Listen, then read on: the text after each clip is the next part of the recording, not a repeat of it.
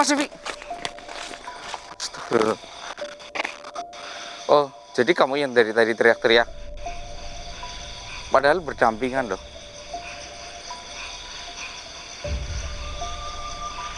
Oh. Ya teman-teman, ini mohon maaf kita langsung di sini. Padahal tadi kita itu habis dari makam keramat Syekh ya. Tetapi di sampingnya itu ada suara teriakan ya. Makam keramat Syekhnya itu di sebelah sana ya. Ini kita berdampingan ya. Berdampingan maksudnya itu tadi berdampingan di dekat makam Syekh itu ada sebuah makam juga yang cukup mewah ya. Dan di situ ada sebuah makamnya itu kayak teriak-teriak gitu. Dan saya mencoba mendekati dan keluarlah asap ya, begitu ya Mas Evi ya. Asap terus lari ke sini. Nah, kita kejar ke sini langsung gitu teman-teman. Kenapa Ibu? Ingin pulang? Pulang kemana? Ke rumah? Buat apa? Kan kamu sudah mati. Tidak mau mati? Kamu ingin hidup lagi? Gak mungkin. Gak ada hukum alam seperti itu. Apalagi bukankah itu makam kamu? Astagfirullah. Oh, astagfirullahaladzim. Oh, jadi seperti itu. Astagfirullahaladzim. Masih aja ingat seperti itu. Terus kenapa kamu teriak-teriak? Oh, ingin bebas dari kain kafan ini. Astagfirullahaladzim. Nauzubillah min dzalik teman-teman. Ini ada seorang ibu-ibu ya. Ini bukan ibu-ibu asli ya, asli Indonesia, tapi menurut saya dia ini adalah tadinya itu seperti bule ya, tapi nggak tahu karena kita tingginya, saya aja yang 170 lewat sama dia. Ini bule yang sangat tinggi, kita nggak tahu itu ini dari negara mana gitu. Dan ibu ini ingin pulang, ingin terbebas dari kain kafan ini gitu teman-teman. Kenapa? Iya, saya tahu, tapi harta kamu nggak akan pernah dibawa. Oh, oh gitu. Astagfirullah. Dia nggak mau dikafanin Mas Evi. Karena iya, tahu kan bule nggak meninggalnya itu nggak ada yang dikafanin. Ya, seperti itu. Terus, bukankah lebih sejuk pakai kain kafan seperti ini? Nggak mau. Oh, kalau pakai kain kafan seperti ini kamu didatangin banyak yang jahat ke kamu. Contohnya, oh astagfirullah. Jadi yang jahat itu ya Mas Evi ya, dibilang itu ada yang banyak sekali yang jahat. Yang jahat itu membawa api gitu Mas Evi. Iya, dan dibakarlah dia ya. Ketika kainnya ini terbakar ya, terbakar, terus kulitnya itu melepuh Mas Evi. Dan teman-teman, kulitnya melepuh semuanya hingga ke wajah ya. Dan ketika itu nanti kain kafannya itu jadi baru lagi ya, jadi baru lagi, terus dibakar lagi, melepuh lagi, jadi baru lagi, seperti ini terus berulang. Makanya dia itu ingin pulang. Saya mau pulang, saya mau pulang, saya mau pulang gitu teman-teman. Apakah itu bentuk siksaan atau gimana itu Mister? Bisa jadi.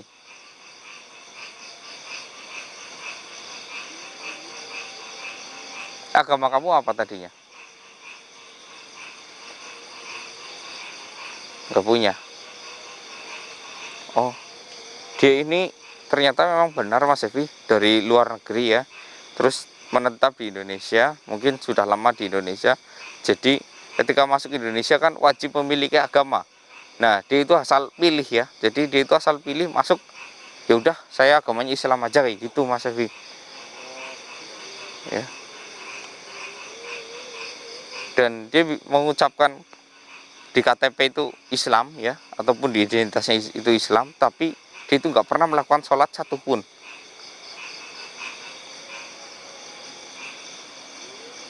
Apakah kamu masih menginginkan harta kamu? Enggak mungkin. Enggak mungkin. Astaga.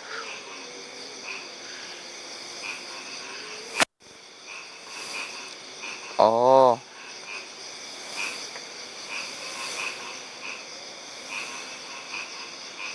oh begitu. Astagfirullah. Oh, jadi kamu tadinya itu orang yang sangat kaya. Makanya makam kamu sangat bagus, ya. Dan di samping Syekh.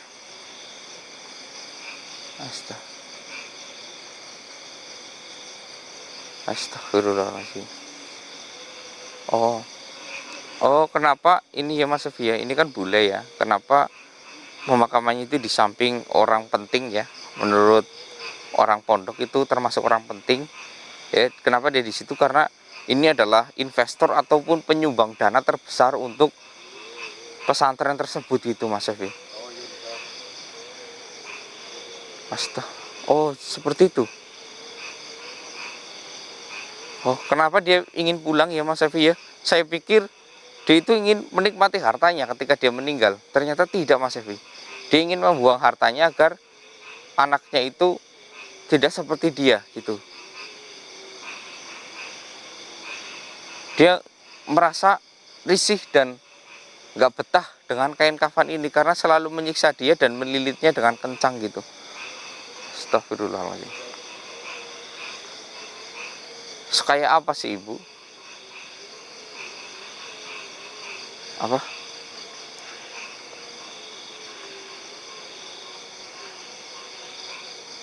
Astagfirullahaladzim. Jadi sebegitu kayanya engkau. Jadi memang ini orang yang sangat kaya Mas Evi.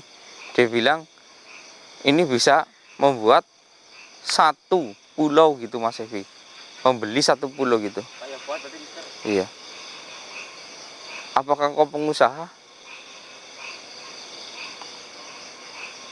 Oh, astagfirullahaladzim. Ya Allah ya Robbi. Subhanallah ibu.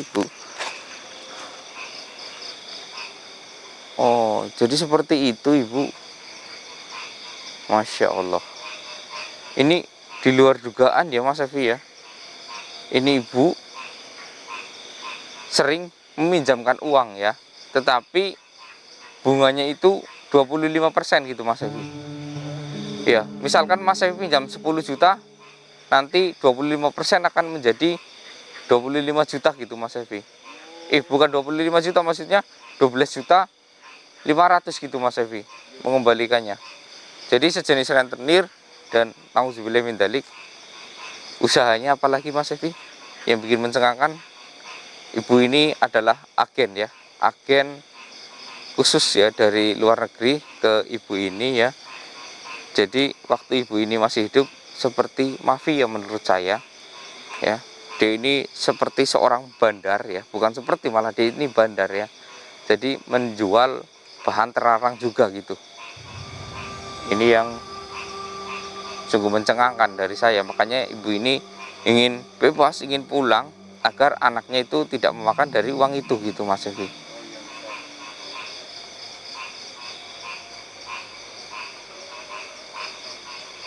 Terus mau ibu apa sekarang? Ibu kan nggak bisa pulang, nggak bisa kemana-mana.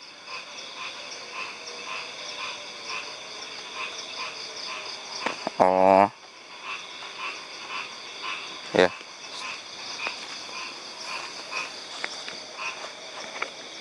Bukannya banyak yang mengirim doa ke ibu juga?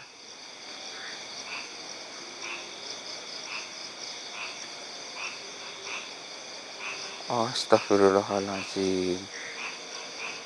Subhanallah. Ini suatu kejahatan yang tidak bisa kita tolerir ya teman-teman ya. Ini tuh karena ibu ini tuh gini ya, dari pondok itu banyak dananya masuk ke situ ya, dan banyak orang mendoakan dia ya.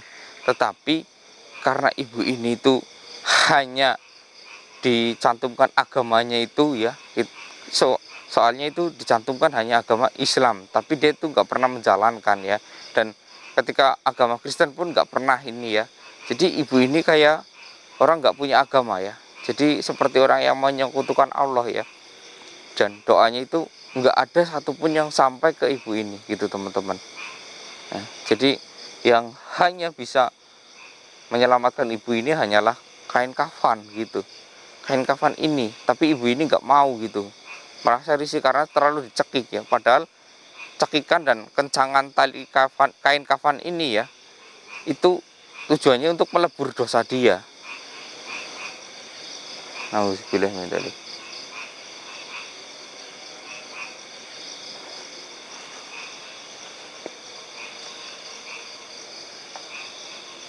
Terus ibu mau bagaimana? Apakah akan seperti ini terus? Ibu ini bisa mengganggu orang yang pendengarannya itu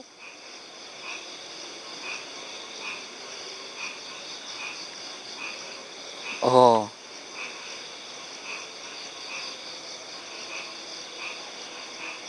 seperti itu. Jadi teman-teman, ibu ini bilang kata orang yang membawa api ya. Ini bukan orang sih, wujudnya katanya bersayap ya. Bersayap dan besar sekali. Dia itu membawa api selalu membakar ibu ini, dan dia bilang ibu ini akan selesai disiksa ketika 5.000 tahun. 5.000 tahun untuk melebur dosanya gitu teman-teman. Cukup lama bukan 5.000 tahun? Nauzubillah min dzalik. Iya, bumi aja setelah Masehi itu baru berjalan 2000 ya. Ini Masehi aja baru berjalan 2000 ya Masehi ya.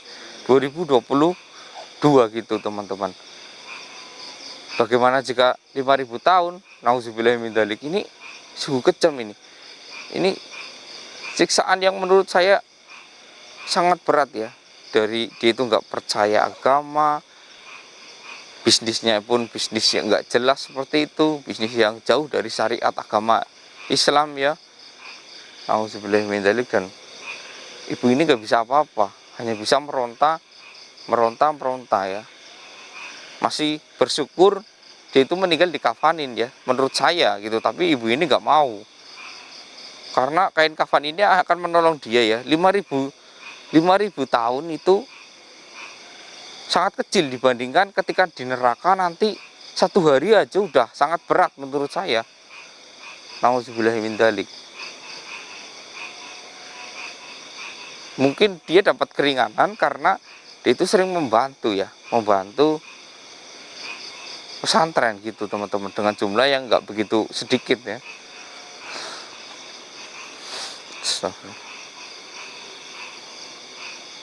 Begitu ibu.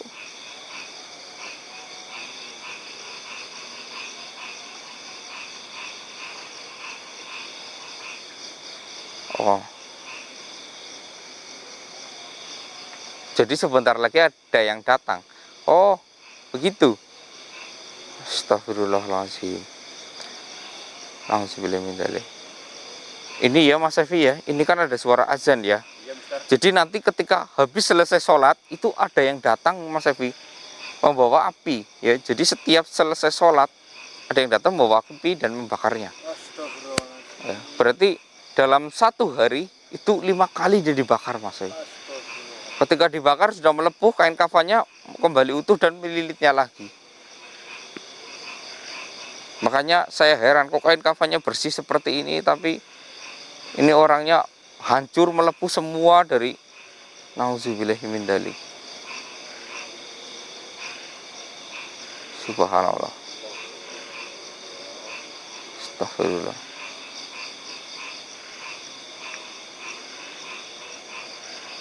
Baik ibu, mudah-mudahan apa yang ibu sampaikan jadi berguna untuk saya dan teman-teman saya, karena ngerinya itu seperti itu ya. Baik, jika ibu ingin pulang tapi nggak bisa ibu, paling saya hanya bisa membantu ibu kembali ke tempatnya ibu kembali. Nggak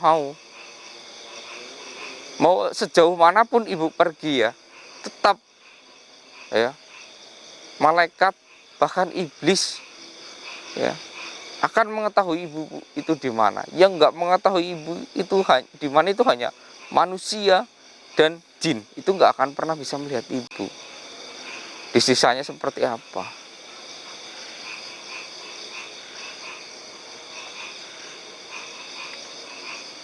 Mungkin saran saya, karena ini memang kelakuan ibu ya, ibu kembali saja ke tempat ibu ya, nikmati saja ya. Ini juga kesalahan dari ibu yang ketika hidup di dunia nggak percaya dengan adanya Tuhan, nggak percaya dengan adanya agama ya. Saya sarankan nikmati saja ya, 5.000 tahun ya, daripada nanti ibu 1 hari 1 tahun di neraka. Itu lebih berat daripada beribu-ribu bahkan berjuta-juta tahun di sini ibu. Nauzubillahi min dzalik. Nggak suka teman-teman. Astagfirullahaladzim. Kembali teman-teman. Ini saya beberapa kali sedang ini ya, nggak bisa menolong sosok ya, nggak bisa menolong ruh yang terjebak seperti ini ya. Soalnya dari kemarin sang supir ya, dia itu karena ya emang kejahatannya itu nggak bisa ditolong ya dari ibu ini ya. Ya mungkin ketika dia itu berbisnis haram mungkin nggak begitu parah ya dari siksaannya ya, kita nggak tahu ya. Nauzubillah min dzalik, walau alam, itu hanya Allah yang tahu. Dan yang lebih parahnya lagi, dia itu nggak percaya dengan adanya Tuhan, dengan adanya agama ya. Karena apa? Ketika kita percaya adanya Tuhan ya, yang kalian yakini, itu tentunya kalian akan berdoa dan bersujud kepadanya ya. Ya, nggak tentu juga harus Islam juga, tapi alangkah baiknya kita itu harus Islam ya teman-teman ya. Mudah-mudahan penggemar saya itu mayoritas Islam semua, Allahumma amin ya. Dan percaya adanya Tuhan, percaya adanya goib ya. Karena semua itu saling berdampingan ya. Nauzubillahi min dzalik ya teman-teman ya. Jangankan manusia ya, jin, setan, malaikat pun dituntut untuk menyembah Allah Subhanahu wa taala. Ya. Tuhan pun, maaf ini saya salah sebut ya, iblis pun dituntut untuk menyembah Tuhan Allah ya. Yang iblis lakukan hanya satu kesalahan, yaitu tidak mau tunduk sama manusia. Itu saja. Kalau soal Al-Quran, soal semuanya, doa semuanya, iblis itu paling jago ya. Dalam hadis pun sudah diceritakan bahwa iblis itu menguasai segalanya ya. Yang tidak bisa iblis kendalikan hanya satu, ego. Itu saja yang membuat dia itu nauzubillahi min dzalik ya. Hanya seperti itu saja, satu sifat itu saja membuat iblis jadi takabur ya. Dan akhirnya dia akan dijanjikan hidup di neraka selamanya, berdampingan dengan orang-orang jin-jin yang berbuat jahat ya, yang menyekutukan Allah, yang zolim, yang banyak sekali ya contoh-contohnya. Nauzubillahi min dzalik ya teman-teman ya. Ini bukti nyata jika kita itu tidak memiliki agama dan kita tidak bersujud ya dengan Tuhan kita, ya ini seperti ini ya teman-teman ya. Nauzubillahi min dzalik. Padahal ibu ini masuk Islam tetapi gak pernah sekalipun ya ikut dengan ajaran agama Islam ya. Mungkin dia itu hanya bersedekah karena uangnya itu sangat banyak ya, mungkin mau dibuang kemana gitu, kita nggak tahu ya teman-teman. Untuk bisnisnya itu saya nggak mau ikut campur ya, karena ini urusan hukum. Jadi biarlah hukum yang mencarinya. Tentunya juga hukum itu juga mungkin sudah terbaca ya. Bahkan sindikat-sindikat seperti itu sepertinya di Indonesia itu sudah hampir musnah ya. Nauzubillahi min dzalik. Teman-teman, mungkin pelajaran yang kita ambil dari sini itu cukup berharga ya. Karena jangan sampai kita menyekutukan Allah ya teman-teman ya. Sedikit pun ya, itu doa yang tidak akan pernah diampuni, memang seperti itu ya. Beruntung sekali ibu ini ya, karena tidak tahu menahu mungkin ya, dia hanya disiksa 5.000 tahun ya. 5.000 tahun Nauzubillahi min dzalik ya. Setiap hari dibakar 5 kali ya. Nauzubillahi min dzalik ya. Astagfirullahaladzim. Saya pun nggak bisa membayangkan ya bagaimana rasanya dibakar. Kalau orang hidup sih dibakar sudah mati udah gitu kan. Ini kan sudah mati dibakar, hanya diperbaiki, dibakar, diperbaiki, dibakar, diperbaiki. Nauzubillahi min dzalik ya teman-teman ya. Mungkin sampai di sini dulu ya. Saya Mr. X undur diri. Wassalamualaikum warahmatullahi wabarakatuh. Astagfirullah. Subhanallah.